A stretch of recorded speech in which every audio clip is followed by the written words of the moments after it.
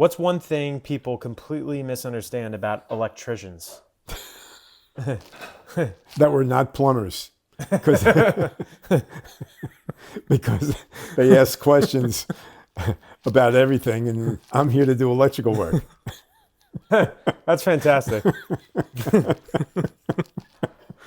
What's the dumbest thing a homeowner has ever said to you? Am I being a pain in the neck? Because it's yes. Because they are. What's the scariest moment you've had on a job? Oh boy, I was on a job.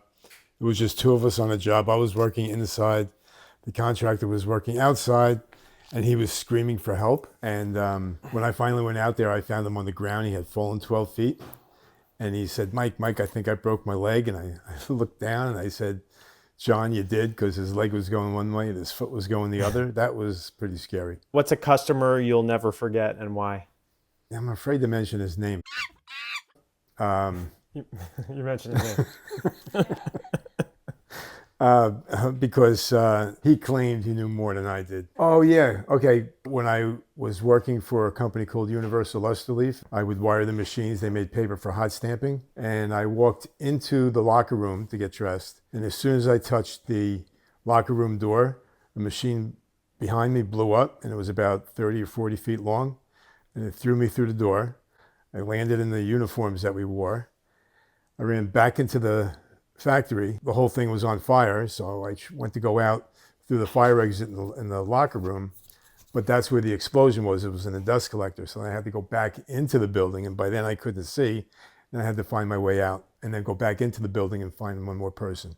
And then 7 of us spent a weekend in the hospital. That was scary. Want another one? I had just wired a furnace. Public service had just come and hooked up the gas, and I rewired it. And I turned it on. I'm kneeling down in front of it. Next thing I know, a flame came out, engulfed my head, threw me about 15 feet back. And the next thing I knew, I was sitting in the back of a police car on the way to the hospital. So it knocked you out? Well, I said to the guys, I said, boy, you guys got here quickly. And they said, no, it took us 20 minutes to get here. So, yeah, my boss gave me the rest of the day off, though. Back to a customer you'll never forget and why? I kind of remember all my customers, repeat customers. Goes back so many years. Goldberg's Bagels, because he's always calling me. Another management company that I work for, and the borough of Westwood. So those 3 customers just keep me going. It's your bread and butter? Bread and butter. Or bagel and butter? Or bagel and butter. What's the biggest mistake you ever made early in your career? The biggest mistake I ever saw, when I used to work for this electrician in Bergenfield, we wired cabinets and the machines that made 6-packs. 6-packs of beer, 6-packs of soda. Of course, the company we worked for invented the 6-pack. When we wired them for the United States, they would be a certain color, but we had to wire them for Europe. Everything had to be blue, but it took a week to wire, and he wired the whole thing in red, white, and black instead of just all blue.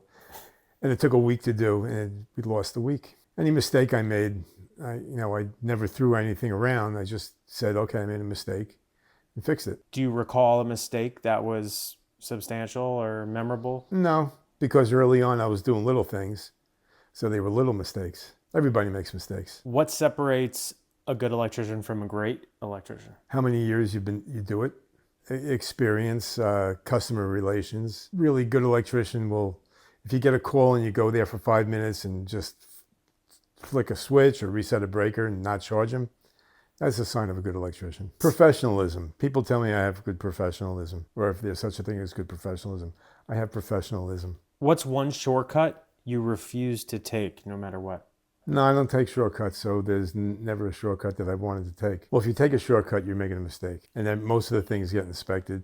So usually the inspector will pick up your shortcut and fail you, and you'll have to do it the right way anyway. Craziest house you've ever worked in? The oldest house I've ever worked in was 7 Chimneys in Westwood. That's from pre-Civil War. It's haunted. You had some paranormal experiences there?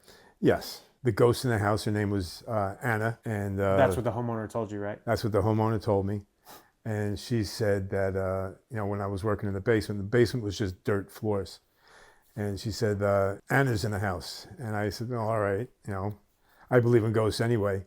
But I was working in the basement. It was warm and muggy in the basement. All of a sudden, it gets really cold. So she either walked by you or whatever. I don't know anything about this paranormal stuff. But that was pretty scary. How often do people try to tell you how to do your job? Somebody will tell me once and then I won't work for them again. And I always tell people, they say, well, they can do it. And I say, well, electricity is not a hobby. So they usually try it and they end up calling me back anyway.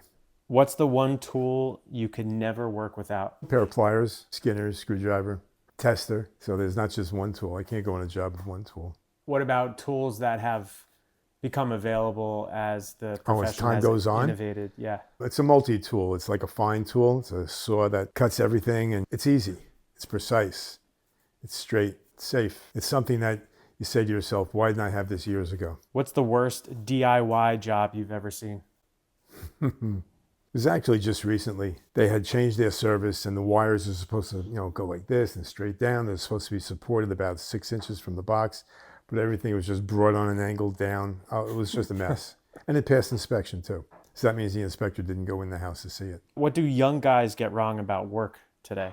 Overthinking. What do they get right? Well, they're starting off coming to work, coming to work on time, being a little aggressive. Appearance, you have to be, and when you're working in people's homes, you have to look halfway decent. Is there an electrician's equivalent to a plumber's crack?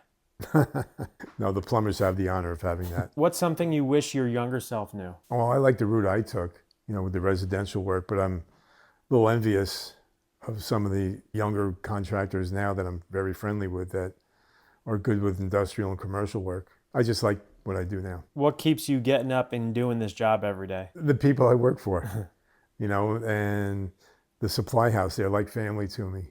I just like, it's a social thing. It's fun. It's fun. It's a hobby.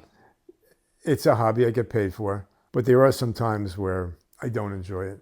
If I'm crawling in an attic, just recently, I'm going to be 73, but crawling in attics are not my thing anymore. Especially in the cold months or the hot months. Any month. What still pisses you off about the trade? Like any other licensed electrician would say, people that do work that aren't licensed. What still makes you proud after all these years as an electrician? The fact that your mother and I were able to, work hard and raise a family and 3 kids and have a house and just to be where we are now. It's a great answer.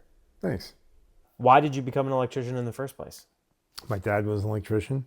Didn't really want to be an electrician at first. I actually swore I'd never be an electrician. Why did you say to yourself you swear you'd never do it? Because I probably thought I would do something else, but I'm Yeah. glad I took this route. I was just saying the other day to my friend Brian how much I've beaten up my body doing this, but I'd do it all over again. A couple of hip replacements, a few discs in my neck replaced, a couple of hernia surgeries. I had 1 knee surgery. I wear compression things in my knees now. I wear a compression thing in my hand now. But other than that, I feel good. If I didn't have all the things done to me that I had done, I wouldn't feel so good.